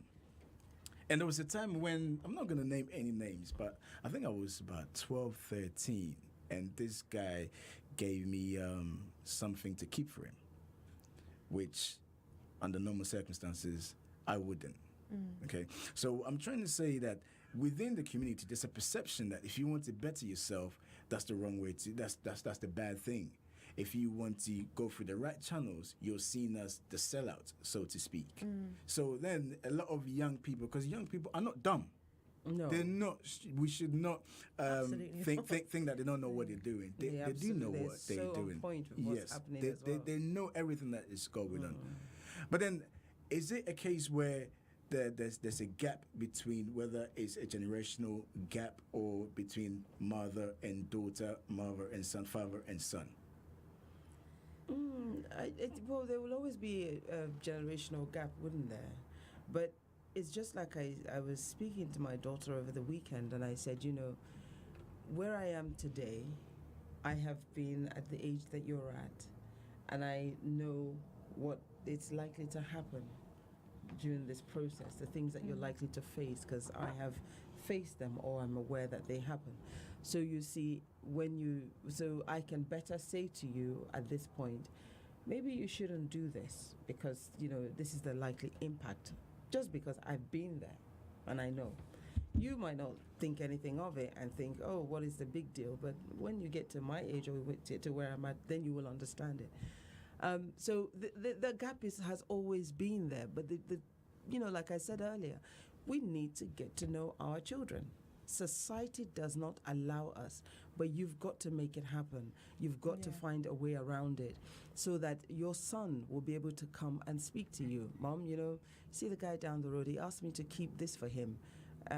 You know, I took it because I was afraid, or, you know, we have to be at that point where our children can be that open with us. Otherwise, we are in trouble. Yeah. Don't spare the rod and spoil the child. Don't spare the rod, but you know that's been taken away. Okay, all right. We'll come to that. We're taking a quick break. When we come back, we will look at what influences young people. We'll be right back.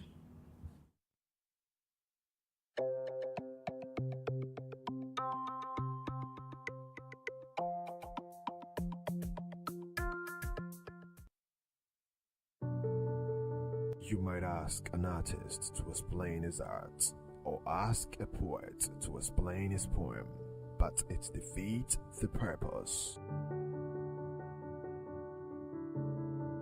The meaning is only clear through the search.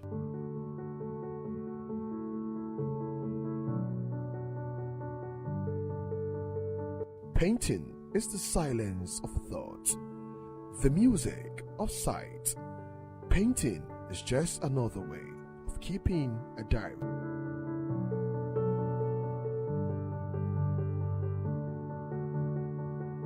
If we could say it in words, there'll be no reason to paint.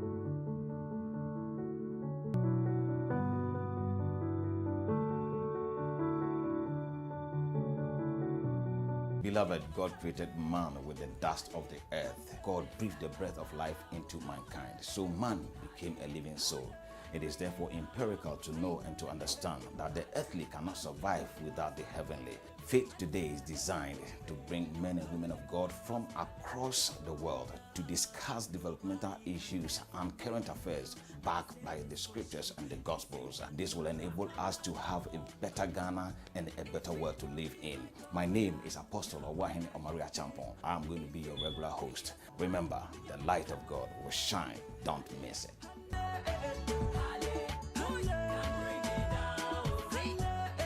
Majority of you only pay attention to us after years of unremittent persistence and rejections, whilst we challenge the way it has always been done. We have made courageous decisions many of you wouldn't dare dream, forgetting you can live it when you dream it. Wake up with an idea. Research the egg out of the idea. Write a massive business plan. Raise money and create business. Wave goodbye to friends and families as your life is now your business. Stick with it, even on the bad days. Following your massive expansion into a worldwide domination, retire to your favorite highland or go back to step one and wash, rinse and repeat. The CEO's Chair, showing on GNTV UK.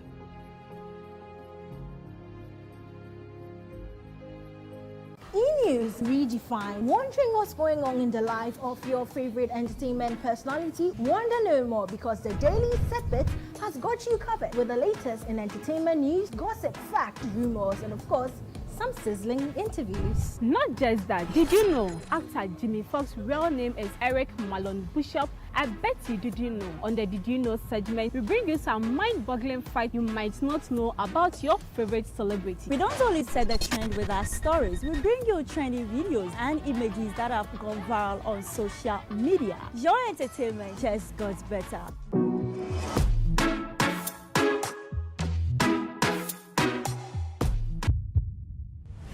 Doing something illegal in there? No. What? Your lesbian fixation? Huh? You call that a lesbian fixation? It is happening live. I am just coming from their room.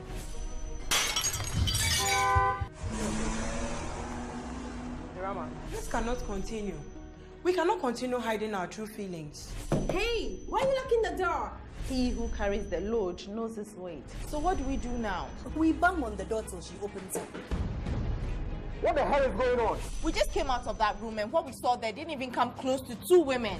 You know, sometimes the trap doesn't catch the prey you set it for. Why Solombi? These girls are becoming troublesome. Are we supposed to tell our clients to wait so we go buy shampoo? We deliver to our clients irrespective of our challenges. I shall be back. You won't get rid of me so easily.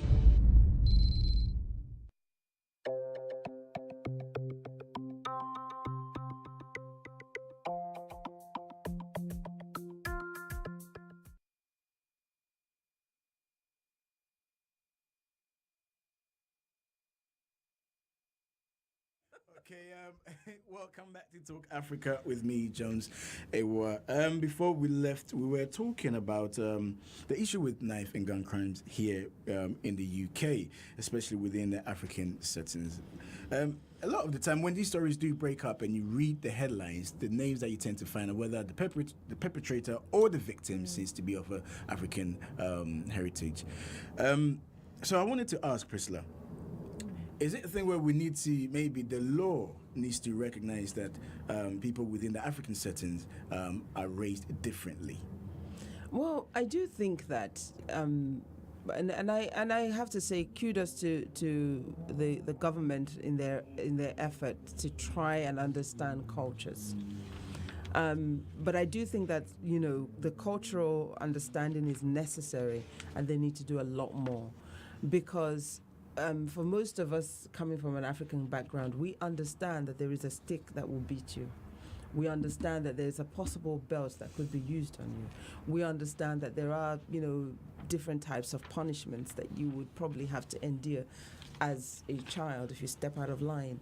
I don't agree with them all. Many people listening who are not Africans, the moment they hear stick, to them that's a form of abuse. That's a form of abuse. I don't agree with them all. Yeah. I don't agree with the way they are used, but it is something that happens in our culture.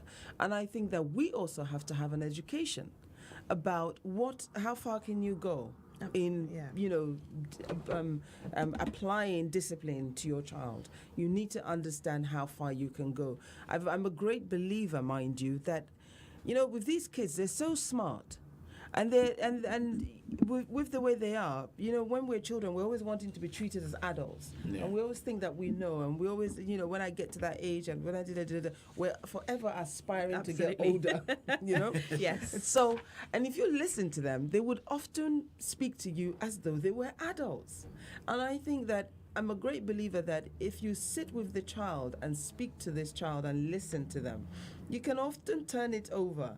You know, again, I'll go back to my great teacher, my daughter. She used to say to me, "Oh, Mom, you know," she said to me on one occasion, "Mom, you know when you would say it 3 times and then I don't do it, then you start shouting." I said, "Yes." Then I paused. I said, "Hold on for a minute. I said it 3 times?" She said, "Yes." And then before I would shout, she said, "Yes." I said, "Okay, so let's do this then. What do you think would have happened if you did it the first time I said it? Would there be shouting? No, I don't think you would shout. What about the second time? You probably wouldn't have shouted. What about the third? No shouting. I said, why don't we practice let's practice the art of you doing it immediately I say it. The first time, absolutely. So that we don't get to the point where I start screaming. Because, it will come to a point where I'll walk through the door and I'll say things like, that's how people will now say that I'm a mad woman and I'm always shouting. When you ask them to do things, they're not going to get up and go and do it. And as I start speaking, she's running because she hears me. Yeah. And so we got to that point where we got like that we could try and avoid using, the cane or applying the hand or whatever means it was. And I have learned that with these kids, if you just sit down and listen to them, they would tell you something. Presley, you've touched on parenting. So let me ask you this question, Jordan. This is from Joyce. Joyce is saying, don't you think that knife crime is a result of bad parenting? No, I don't. I can't say that at all. I think, there are some great parents that I work with, and actually, if anything, they just have no idea what's happening in these streets, where their young people are. And actually, when I visit those young people who are involved in maybe gang culture and knife crime, and they're at home, butter wouldn't melt. They are lovely. We're having great conversations. We're sitting around the dinner table. All of these things. But on the street, they're a different person. And part of that is because they feel like they have to be. So I can't put it down to bad parenting at all. That's not fair. It's environment. It's environment. It's a mixture of all these things. If anything, it's possibly parents who just don't understand. That their child can be, a roadman on the streets, but actually that's their son, and their son who's gone to college and doing really good things in their eyes. And carrying guns. But and exactly. Knives, It's almost like two completely different worlds. That being said, there is a alternative where actually the parenting's not good, and that's the push factor out of the family home onto the streets. So each individual case is very different. And I just think it's a bit clumsy or lazy just to kind of blame the parents, because most of the time parents are doing what they feel is best for their child, whether we think so or not. I understand where Joyce is coming from, because within the African setting, if you have a child who is gone off the road, to somebody looking in, you're doing a bad job at what you're doing. Well, that's the assumption that people make, and I think it's just out of order to just assume, and that's why I say that the emotional intelligence is important, because one of the other areas that we're not looking at the moment is this mental, mental problems that are affecting our young people today. Oh yeah, absolutely. Our society is set up in such a way that the pressures and the demands and the stress of society are affecting them a lot earlier than it used to. Once upon a time, you were allowed to just be a child. Now we want to tell a 2-year-old that you'll have to learn to be gender fluid. The 2-year-olds can just about get hello, mommy out of their mouth. Now they have to learn the word fluid and gender together and understand what that's about. There's a lot of pressure the for young people. pressure is too much. There's a lot of pressure. But has the pressure ever been less for young people? No, the pressure hasn't been Whatever generation you're from, there's some sort of pressure as a young person. There is, but I think it's the level of pressure. I think it's the type of pressure, because don't forget, they have their pressures as individuals. The other thing I think we do as adults is we think, what is your problem? Let me understand what your problem is, because I pay for everything. You don't need this. I get that for you. You did it. So what exactly is your problem? We assume they don't have a problem, whereas they do. And so there is their problems that go on, and then there are our problems as adults that they live with, that they also carry, and they are watching and taking on board all that we are going through. Yeah. And then there is the societal issues that are outside of the house. Believe it or not, they are aware of the economy, the whole Brexit situation, and how it will affect or impact. Yeah. And when you have it's a lot. Can I play devil's advocate here? Because sometimes, some people say, we're a bit too soft on the young people. Somebody's calling. In case you're wondering what I'm doing, I'm just trying to answer somebody calling, micromanaging here. Some people would say that we're too soft on young people. There are other young people who see, who were in the same predicament, but been able to turn their lives around and gone on to do bigger and better things. I don't. Hold on to that. Yeah, okay, I will. Right, let me take our next caller. Hello, good morning. Yeah, morning. This is Kofi Ali. Morning, sir. What's your name? Where are you calling from? Yes, my name is Kofi Ali. Kofi Ali, what would you like to say this morning? Yes, on the latest issue regarding what do you call it, knife and gun crime among the, I won't say black, the African community, as they prefer to be called in the United Kingdom or across Europe. Some of us feel it's a cultural issue. Especially, remember, we are talking about first-generation migrants. And a lot of them are migrating from one culture to another. So the way things are done in the culture where most of these people are coming from, and if I'll be fair to myself, most of those who settle down here are from the low class. I won't even say middle class of where they are coming from, where mostly from the African continent. And now that their population is increasing, if they are from a certain level of class, technically, you understand, they will have economic challenges. Technically, they will even end up in places like, if there are slums, they will be in slums. 95% that possibility that when someone travels from Africa or the Caribbean to United Kingdom, that person will live in Peckham or Dustin or all those areas. And if you go there, because they live with their relatives, you see. And so these challenges, then when they are giving birth to their children are going to grow in a society where somehow they feel unaccepted. So those things can lead to kind of crisis, even with the child, the parents who are struggling. And here you then have children having problem with the authority or trying to do certain things just as a rebellion activities. So here issues of knife and gun crime do come in. But what I think has to be done more is for the parents themselves to understand that there is a change in culture. And the parents, the way they talk to the children, the way they look at the children, you come to an environment, adopt that environment. We can all change. And look at the way they do things. If they don't beat children in that environment, why do you want to come and use a cane as a first alternative? Because when the child gets used to the beating, he's not scared of it anymore. So I think the migrant society must understand that they are not bringing up the children to go back to Africa. These children are going to be here. So they must be brought up the way the children here are brought up. And I'm sure when that is done, the parents changing, taking the children out, showing them you are there, showing them love, of course be assertive, I'm sure we'll get the children where we want them to be. Kofi, thank you very much for your contribution this morning. You agree with some of the things? Yeah, I did agree with some of the things, actually. I think one of the factors as well is around poverty, actually, and young people not being able to kind of meet the pressures of social media, which is another huge factor, which kind of pulls people into knife culture, gang crime, because they want it all now. And social media shows you that actually, you know, you should be 21 and driving a Bentley around South London, isn't it? So people will do what they feel like they need to do to get there. It's you true. know, I'm a victim of it. I know I sit on Instagram and I flick through and I'm like, I want all these things, and you know, I've got a job so I can go and buy it. But if you're not working, what are you going to do? You know, that is so true. It just increases their pressure, doesn't it? Absolutely. And you don't want to be the one who's left out, because when you're the one that's left out, you're the victim. Okay, let me just take this message, Priscilla. This is from Joyce again. I think Joyce is talking about Kofi Ali. Joyce is saying, Kola, I strongly disagree with you. Unbelievable that you are saying such. Parents must invest their time in their children. Most black boys are violent. That's why I said it's all down to bad parenting. Okay, all right. That's from Joyce. Joyce believes that most black boys are violent. Yeah, that's rough. Yeah. No, but then let's look at this quickly before we go. The influence of music, because when this topic tends to come up, we look at the type of music that young people listen to.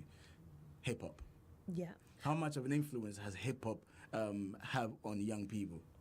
I think it's got a big influence on young people. Sorry, I'm just Joyce. It's difficult. Comment on Joyce before you move on. Knife and gun crime, it's prevalent in the black community. We're part of the black community, but it's prevalent in all communities. Yes. Okay, so there's definitely an issue amongst there's white. There's a reporting issue. Absolutely. Yeah. And there's a big issue around the South Asian community as well, which actually I think if we were part of that community, we would understand what's happening there. But what we're seeing... But what we see mostly in mainstream media is the black man and the dangerous, violent black boy. And I think it's really difficult when we start to pathologize them like that. That's not fair. They're people, they're humans just like everyone else. Do you know what I mean? So we can't assign violence to them at all. I think that's really difficult. Everyone listens to hip hop, and I don't know. I don't like the connection between kind of violence and hip hop.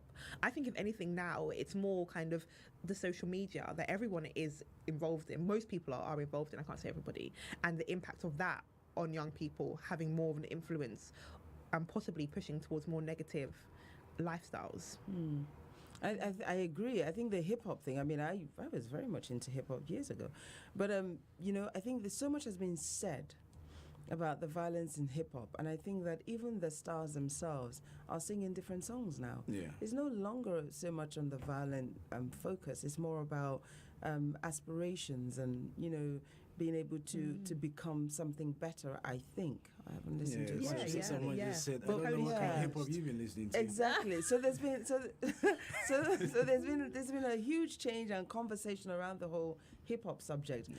So I don't think it's a hip hop focus. I think that was once upon a time, but not presently. But at the moment, I do absolutely agree with you. This whole social media, where we're picturing ourselves every day, the false lifestyles that people pretend they're having. And, on social media, you can actually pretend to be people. I think people are living their dreams. People do pretend, Yeah, people live their dreams on social media. And so, I was there and I was this and I am that. And, you can put backgrounds behind you. You can do so many things. And I think that's what's happening. And, people are getting carried away. I want all of this. You want all of that. And what are you going to do for it? And that's the issue. A few months ago, I saw a documentary which was quite disturbing. A young lad within, I think it was Lewisham, would travel all the way up to North to sell illegal substances, and at the level of which he was willing to go to do this was unbelievable. Yes, he was on social media flaunting the good stuff that he's bought, the Gucci, the whatever, and people bought into that lifestyle. And at the end, he was actually, I think he was robbed by his own peers. So it's true about social media, the impact of social media. But also, I think what Joyce was trying to say is the fact that as a parent, if you bring a child to this world, it's your responsibility. The child is your responsibility. So therefore, parents need to pay more attention to what their children do. But there's no manual for how you're going to do this, or for situations, or for, everybody starts off with this trial and error thing, don't you, with your first child? And as you go along, we're all just figuring it out. And some things work for some children and it doesn't work for others. So you can't it's not a blanket solution. No. There's no one size fits all. And parents can't be with their children all the time. It's just not possible. I mean, obviously, I'm not saying parents should drop the ball and let the kids do what they want, but parents cannot be with their children at all times. Okay, let me just put a few things across. This is if you're caught in possession of any weapon, this is the punishment that you might receive or what will happen to you. So it is illegal to sell a knife of any kind to anyone under 18 years old. 16 to 18 years old in Scotland can buy cutlery and kitchen knives. Carry a knife in public without good reason, unless it's a knife with a folding blade 3 inches long, 7.62 centimeters or less. Example, Swiss Army knife. Carry or buy or sell any type of banned knife. Use any knife in threatening way, including a legal knife such as a Swiss Army knife. So all of this is illegal. Good reasons for carrying a knife. Okay, and then we knew there was a good reason to carry a knife. Example of good reasons to carry a knife in public can include taking knives you use at work, to and from work, taking knives to a gallery or museum to be exhibited. The knife is going to be used for theater, film, television, historical reenactment, or religious purposes. Example, the Kirpan that some Sikhs carry. A court would decide if you've got a good reason to carry a knife if you're charged with carrying it illegal.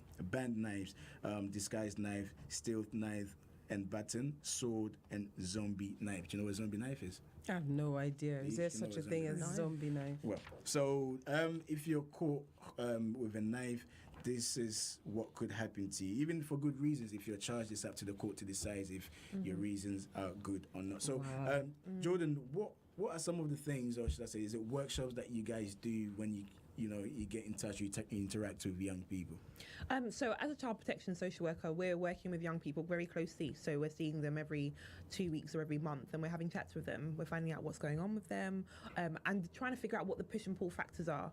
We're working with the whole household. So if it is a thing where a child is on the streets because actually they don't want to go home, we're trying to sort out home so that they are able to stay there. It's that sort of thing. We're trying to get them to understand the consequences. And I think for a lot of young people, part of them carrying guns and kind of getting swept up in all of this lifestyle is because they don't really have a future goal or aspiration. So we're working on them to also figure out what do you want to be. You don't want to go to prison forever. Do you want to be, a doctor? Do you want to be a footballer? Let's link you in with those services. Let's really get you, doing something productive. And how can people get in touch with you? Because I've been told to wrap up. Okay.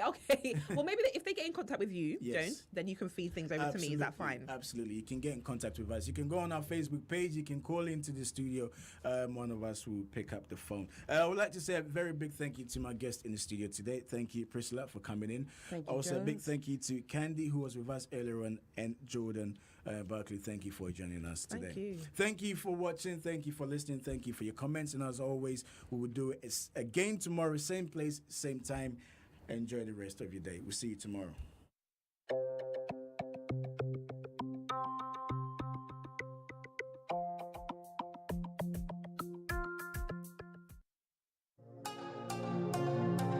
This program is brought to you by Pay Global.